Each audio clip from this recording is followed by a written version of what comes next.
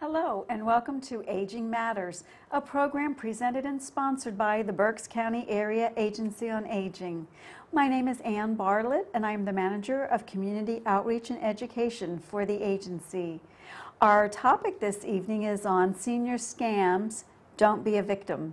And my special guest tonight is Mr. David Shallcross, who is the, I gotta get it all in the title here, Elder Abuse Unit Leader and Education and Outreach Specialist for the Pennsylvania Office of Attorney General. Thank you, David, and now our show's over. No, between your title and mine. So welcome, thank you so much. It's a shame that in a sense that we have to actually talk about this topic and be here to talk about scams and the way people pick on seniors, find seniors somehow, that the seniors in our community fall prey to as a victim to these folks. And unfortunately, it does happen, and there are a variety of scams, and including financial scams, frauds, exploitation, and it's not just out there, you know, we have it in our community as well. So I think it's a great opportunity for us to share some information and hopefully make everybody a little bit more alert to what's happening out there in our community, what are more, I hate to say popular scams, but things that are occurring more frequently to our senior citizens, and how we can best remember those things and protect ourselves, prevent ourselves from being scammed, and then a resource to share and report. So again, Dave, let's jump right in with, because it's seniors and we're senior focused, why? Why are the people targeting seniors and older adults? Well, it's an excellent question, Ann, and a lot of times we have to think about things such as who has funds. And the criminal is going to look at that as, well, the senior has worked a longer term of life. Mm-hmm. They have that nest egg. They've saved the money. It's available to them. It's a resource, and it's an opportunity. So they look also for a softer target. Perhaps someone that might be embarrassed to report that they were scammed or defrauded. Someone who might just not remember the details of what has occurred, which would, hopefully for the criminal, that person would be a poor witness. However, law enforcement can encourage that person and assist them with their memory and some of the facts. A lot of times there is a paper trail for law enforcement to pursue a case like that. But the criminal looks at it as if a senior may be a soft target. Okay. I think that we want to talk a little bit about making the distinction perhaps between, we talk about scams, and maybe just throw out a few ideas, quick, just kind of the names of scams before we talk about each of those scams. And then we don't think of this as a scam, but the financial crimes, the financial exploitation, although it is, let's talk about maybe some of the differences and how they're all still scams and still, falling victim to it. Absolutely. You know, a lot of times when we discuss fraud versus financial exploitation, the big difference is the perpetrator. In fraud and scams, it's normally a stranger, someone that the senior doesn't really know, or maybe someone who's portraying someone the senior knows, but it's actually a stranger who's perpetrating the crime. When we talk about financial exploitation, on the other hand, that is quite often a family member, a caregiver, someone who's in authority, that there's a level of trust in that relationship, even a fiduciary responsibility. It could be anyone from caregivers, health aides, it could be an attorney, it could be a funeral director, it could be a financial advisor. So basically, if you're going to look at the difference between the scam and fraud situation and the exploitation, it's, does the perpetrator have a relationship existing with the victim? Which just then blows my mind and makes it even more boggling that somebody who does have a relationship with an individual and takes or sees the opportunity to get monies from them, and that's heartbreaking in terms of knowing it could be a relative or, again, a trusted person that you didn't think that you had to consider or worry about. So what should we do first? Would we like to talk about stay with that topic, or go to the types of scams, the other types of scams where people are falling prey to that aren't the unknown perpetrator or criminal? Certainly, and we can discuss some of these frauds that we see and these scams. And, you know, we get a lot of reports. Unfortunately, there's more that are occurring that aren't reported. Big problem. A lot of times the elder adult may feel intimidated by the scammer not to report. They may have been threatened. They may also just feel embarrassed. They don't want to admit to it. There's that fear of losing your independence. I actually had a program one afternoon at a senior center, and a gentleman said that him and his wife actually were subject to a scam, and they lost $10,000. And I said, well, of course you reported this. And he shook his head no. And I said, well, could you explain why you wouldn't report a $10,000 loss due to a fraud? And he said, basically, if his son and daughter-in-law had found out, they feared that they would lose that independence. They would be put into a nursing facility and not be able to live in their home. So there's a fear. And they would claim that you no longer are functioning, you can't really manage your affairs and so on. And that is a shame, because that certainly is not the case, and that in most cases isn't. And the reason it isn't is because there are many, I guess, circumstances or situations that a criminal, when they're seeking out a senior, in a sense knows about the general senior. You mentioned the fact that they probably have money because they've scrimped and they've saved and they've put it down. They know that they won't report it, that kind of thing, and they're embarrassed or are afraid of those things. So couple all that together, I think, with some of the things we know in aging, that they might be living alone, and so they might be afraid they would be relocated.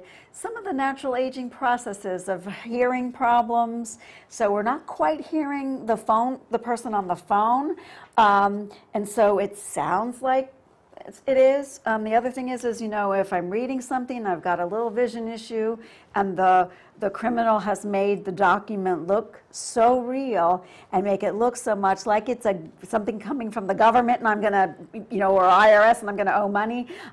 So couple all of that, and you have a unfortunate target. So let's talk about some of the ones that we hear more about, some of the fraud situations that we're hearing more about, to make sure people are aware of these things when they get these phone calls or information in the mail, however it comes to us. Well, that's true. And, you know, the scams are approached in different mediums. A lot of times it is through the mail, through the telephone, over the internet, and occasionally even in person. Some of these scammers are very brazen. They will actually approach someone outside of a bank or a grocery store and attempt to cause a scam. They may suggest that they're from out of the country or out of town and they don't have a bank account but have received a check or a money order. And they'll ask the older adult, would you process this for me? I'd be glad to pay you a fee for your trouble. Well, you're moving a counterfeit check perhaps. You put it into the bank, withdraw cash to give it to that individual. They write the check out and sign it to you. You're out your money. So, I mean, it can be even direct in person. Most of the calls that we receive, I believe, are over the telephone, and the mail seem to be very popular with the older adults. Some of the scams that we do hear about that are done this way are everything from the IRS scam. That seems to be very popular right around this time of year as we move into tax time in April. If I may interrupt, I don't like to do that, Sure. but you said something there that says as we move into this time of tax time, I think also, don't you think that with that particular scam, and we'll talk about it specifically, the scammers pick I call them seasonal, in that, okay, there's a time for that makes more sense. Now we're going to do that particular situation, fraud, on the phone. And then other times of the year or other circumstances or situations cause a whole other group of fraud tactics. So what is the IRS one that's going on right now? Well, you know, it's going to get more popular and more frequent as we approach tax time in the spring. Right now we're in fall, but we are getting complaints about it already, which is a little surprising this early. But they do look ahead and they start to project, like you said, what season is ripe for what type of scam. So the IRS scam is roughly they contact you and advise that there's been a mistake in your filing of your last tax return. It failed to process correctly, and you need to provide personal and financial information to rectify the problem, or you could face penalties and fines. And that's to scare someone into cooperating and giving information. So there's that fear factor when they start to address you with, you know, there's a threat of incarceration, fines, or any type of other activity of that nature. So people get upset. Nobody wants to mess with the IRS, right? I was gonna say, yeah. So, you know, that's a great angle for the criminal to utilize against anyone, regardless of your age. We hear that scam from many different people. We move into the March time frame, which is going to be coming later in the year, and you'll have the Irish sweepstakes scam, where people are going to believe that they may have won the sweepstakes and there's a prize, and they're going to be instructed, of course, to provide front money to pay for taxes and any type of servicing fees or delivery fee, and that's just not right. It's against the law to be forced to pay money up front to receive a prize from a legitimate contest, sweepstakes, or lottery. Because we're hearing, you know, I also do some of the programs and educational programs on scams, and I've also been at senior groups, and one was similar to that with the lottery and those scams in terms of they get a call and they say, oh, you've won this prize of X amount of dollars, and in order to get it, you need to send this amount to get that. And you shouldn't have to send money to get money, right? Exactly. Something doesn't sound right there to me. And a lot of times they'll even go a step further, and if it's through the mail, we've seen these with an actual check enclosed claiming to be a forward payment of your first installment of your big winnings. Oh. And of course, that is to help you facilitate paying those taxes, and you're basically processing a bad check. It's either a counterfeit check, or it could even be perhaps a hijacked account, which it has an actual account number, a true routing number, but there's no funds. It's not going to be supported. The bank will determine that in a few days to be insufficient, and you will be the responsible party for those losses. Wow. And we've seen these checks up over $4,000. You know, and when you're subject to that, that's a significant loss for a lot of our older adults, and that can change your quality of life. Definitely. So a lot of people have to be cautious. Never process a check under duress or quickly. Always be sure of its origin. And if you didn't enter the contest, you didn't win the contest. Exactly. That's one of the things that I've heard so many times. I said, you know, I even said that I received calls already, and luckily for an answering machine, the messages have been left that you've won a cruise and, you know, call this number. And I go, I didn't even enter. So how can you win if you didn't enter? You have to, you know, play to get win. the All righty. Well, how about another one? What's some of the other ones? Anything? Yeah, we still are seeing the grandparent scam, which has been around for a long time now, actually. The grandparent scam nationally has over 25,000 reports, and we're looking at over $110 million in losses. Wow. Now, the sad part is only 8% of the victims that we know of have reported, and that's an estimate, you know, through the Federal Trade Commission. We do know that it is something that goes on locally.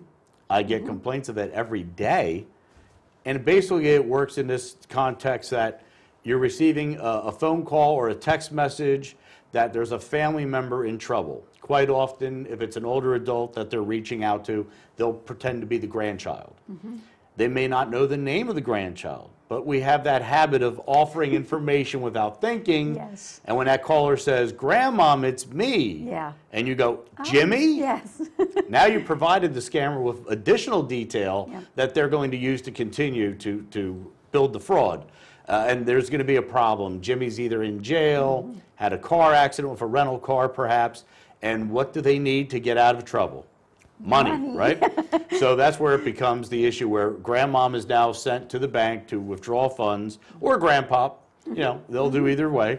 And then you're going to be directed to send money in either through a wire transfer, which is when you go to a Western Union or a MoneyGram type of station, and they're at all the drugstores, all the grocery stores and retailers, and it's very easy to transfer those funds electronically. The problem is, once you transmit those funds, they're gone. You can't stop it, you can't reverse it, and it's very difficult to trace because it's worldwide. What you think you're sending to New York may actually end up in Kingston, Jamaica, Canada, or anywhere. So that's basically the family emergency or grandparent scam. Okay. And I will say that I hear that one when I've done the programs at centers and senior clubs and groups and churches and wherever. There's always some that have heard about that, been aware of it, have been a victim of it. And you know, it's again, they offer sometimes that name of the person unexpectedly, but some of the things we tell them is that caller wants you to not think. So Right. they are pushy. They're, do it now. We only have so much time to get out of jail, or I have to enter back the country. I have to be, here or there. And again, in the beginning when we said about the seniors and falling prey because they've got the money, the other thing is they somehow know that a lot of times that emotional and the relationship between the grandparent and the grandchild is there, and they want to help them. So it's that instinct. We've got some of the money, and they're so fast and pushy that we don't stop and think, well, when did they do that? Why don't I call my son or my daughter? Why don't I hang up and say I'll call? And it's unfortunate because they use all of those things. So that's the more popular one. What are some other ones that we're hearing a lot about? Well, again, we also have the medical alert system scam where you're told you've won or someone in your family is providing you a medical alert system. Oh, okay. If you've fallen and you need assistance, you push the button, which are great products. However, you're probably not getting one for free. They want you to sign up for the monitoring service, which is when they start to extract your personal information, your name, social security number, date of birth, account number from your credit card or bank. That's identity theft. Okay. And we always tell folks, even if you haven't heard of the particular scam yet, you can still identify a lot of these scams by taking away that cover story. Yes, There's always the okay. story, Grandmom, I'm in trouble, this is the bank, there's someone using your credit card without authorization, whatever it is. Stop and just pause. I always tell people, hit the pause button in your mind, take a minute and think. Doesn't matter what the story is, but if you use the acronym of the word SCAM, S-C-A-M, Okay. sudden contact, act now, money or information has been requested, 99% of the time it's a scam. So if you take away that emotional Okay. response of the story and you think about the action, sudden contact, act now, money or information, most likely you're being scammed. You need to report it right away to the authorities. Okay. So we have a couple of those. What other? I've also been at places where people have been in person, again, as you alluded to earlier, where somebody's driving down the road and sees this happened, a lady out front working, weeding something, and it was a couple in a car. They get out and the gentleman says, I kind of noticed some shingles missing from the roof, and it's not looking so good from this angle in the front of your house. And I do that, and whether they're working up the street or they're not working up the street, if you want me to take a look, I'll be happy to either give you an estimate on fixing that. And they start to fast talk. Meanwhile, the second person gets out of the car and maybe the opposite sex, so the woman and the woman are starting to chat. The guy says, I'm going to go in the back of your house. I'll check the back side of your house and the roof, and heads that way.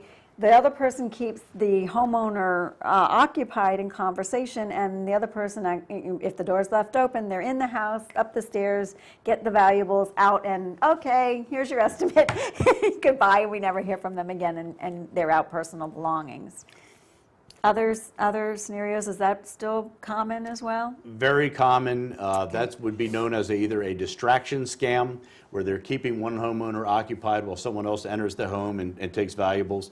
There's also another side to that. Home improvement fraud is a big problem, especially after storms in the winter or the spring, damage to the property, the ice rips the gutter down a little bit, and it probably needs one screw and it's fixed.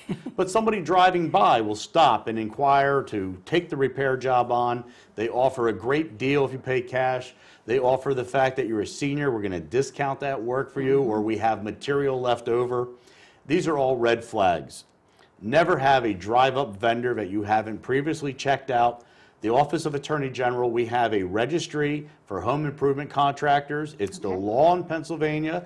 Anyone who's a professional doing home improvement contracting work here in the Commonwealth must register at the Attorney General's office. Always start with our agency. Check if it's a registered vendor. Get multiple bids from multiple vendors, and get references and call them. Never deal with a drive-up contractor who just appears to point out problems at your home. It could cost you a lot more than you think. All righty, we have a little bit of time left, so we talked. Any other scams before? Do you want to hit the financial exploitation a little bit? Sure. Okay. We can hit on that briefly. Financial exploitation, again, we know it's someone who has either authority or trust with the senior, or a family relationship of some type, or a friendship, And a lot of times the problems are immense. By the time we get notification that this is going on, the losses are staggering. This person, because they're in the home or in contact or in trust, they have a lot more access to a lot of the funds and the person's information. We find sometimes that power of attorney can be misused. Yes. Now, the power of attorney is a great document. It provides a lot of security and help, but it can also be used to steal someone's funds. Just because you instill a power of attorney with an agent doesn't mean that you're to lose sight of what's going on. It's still your money. You need to maintain control. You need to maintain statements and watch over your money, because if you ignore your money, it will go away. And we tell you that because it happens way too often. Family member, that caregiver that comes into the home, they start building a relationship, and next thing you know, actual family members are being written out of the will perhaps. It's very, very troubling. We also see cases of isolation sometimes built around that, where the senior who used to be active at the senior center, active in their church, always out and about, everyone stops seeing them. They lose contact. Well, sometimes the person that's stealing from them purposely sets that in motion not to be questioned, not for people to know what's happening at the home. And also that can lead to other types of abuse, neglect, and other terrible situations. So we want you to report. We want you to have that information and contact authorities when you suspect any of these issues. And don't be afraid to report it. Absolutely. And to stop it at that point. As a wrap-up, any quick key things before we go to resource information and end with that? How would you like to sum up Sure. in 2 seconds? No. You know, the old sayings ring true. If it sounds too good to be true, it is. You never pay up front to receive a prize, you know, and never give out information to an incoming request.